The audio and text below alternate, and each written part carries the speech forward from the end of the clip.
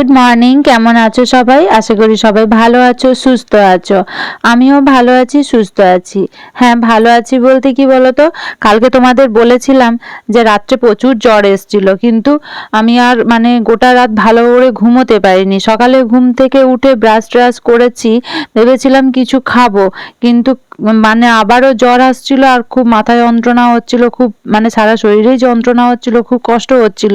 তাই আমি ব্রাশ করে ডাস্টবিনটা দিয়েছি কোনোভাবে, অনেক কষ্ট করে গিয়ে ডাস্টবিনটা দিতে হয়েছে, কারণ ডাস্টবিন না দিলে আবার নোংরাগুলো থেকে যাবে।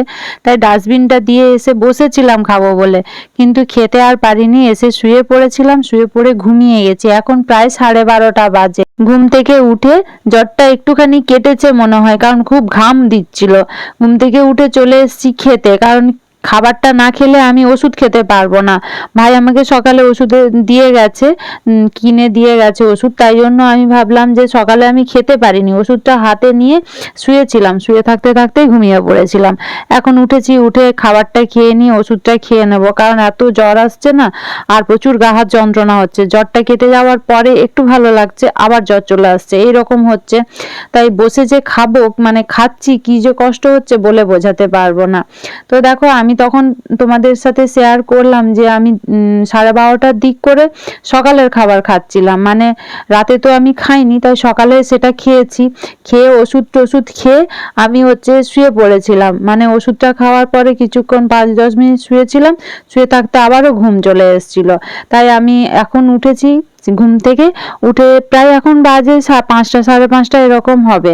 ঘুম থেকে উঠে একটু ফ্রেশ হলাম, কারণ জ্বরটা বারবার আসছে, কেটে যাচ্ছে, এরকম করতে গিয়ে অনেকটা ঘামও দিয়েছিল। তাই জামা কাপড় চেঞ্জ করে একটু ফ্রেশ হয়ে নিয়ে সকালে জেঠিমা কাঁঠাল পাঠিয়েছিলেন জেঠুর হাত দিয়ে, সেটা দিয়ে আমি আবারও মুড়ি একটুখানি নিলাম, নিয়ে বলি খাই। ভাত খেতে একদম ইচ্ছে করছে না, মুখের মধ্যে ভালো লাগছে না, আর কাঁঠালটা একটু মিষ্টি মিষ্টি বলে ইচ্ছে করলো খেতে, ভালো লাগছে। তাই আমি ওগুলোকে ছাড়িয়ে নিয়ে এখন খেতে বসেছি। জ্বর হলে না ভাত আমার একদম ভালোই লাগে না যেন খেতে, এরকম।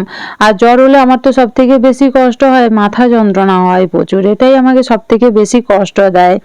কি আর করব।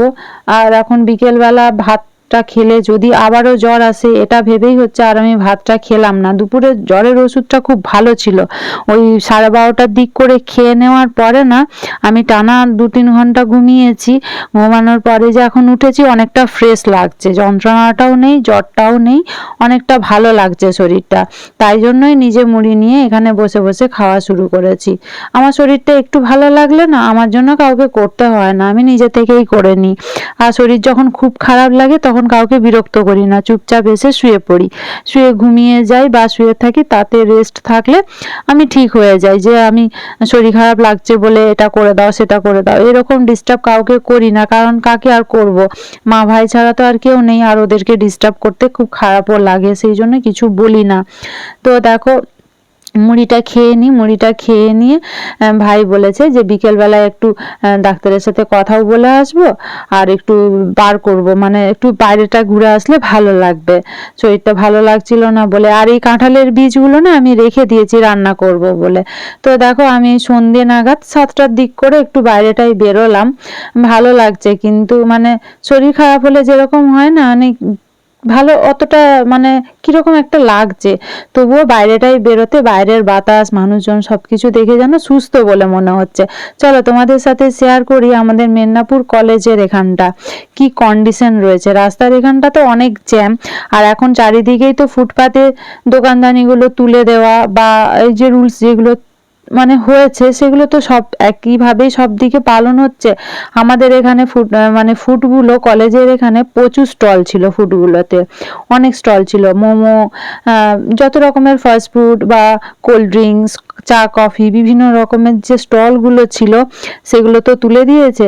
এবারে কিরকম কন্ডিশন, চলো একটু দেখে আসি। ওই দিক দিয়ে যেতে ইচ্ছে করলো, যেতে ইচ্ছে করলো বলতে যাচ্ছিলাম তো ওই রাস্তা দিয়েই গেলাম, যে ওই রাস্তার একটু ফুডগুলো দেখা হয়ে যাবে। তো দেখো কি কন্ডিশন, পুরো ফাঁকা হয়ে গেছে সাইডগুলো।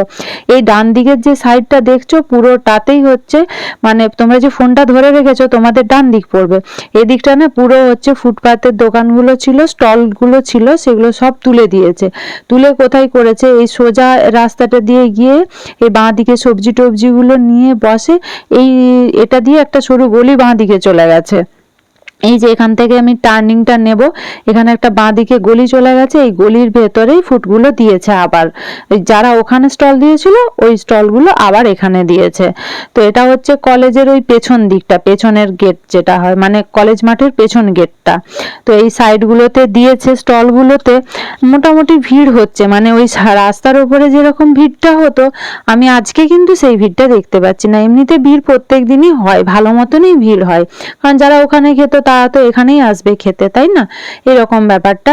আর এই যে আস্তে আস্তে রাস্তাটা, এই যে এই বাঁ দিকটা দিয়ে কলেজের মাঠের শেষ হচ্ছে এই রাস্তাগুলো। আর এই বাঁ দিক দিয়ে দেখো কত দোকান দিয়েছে, প্রচুর দোকান রয়েছে। এটা পুরো কলেজ মাঠের সাইডটা। তো এখানে স্টলগুলো দিয়েছে আর রাস্তাটাও এখানে ওই মানে কলেজের মাঠের পেছন দিক দিয়ে বেরিয়ে যাচ্ছে।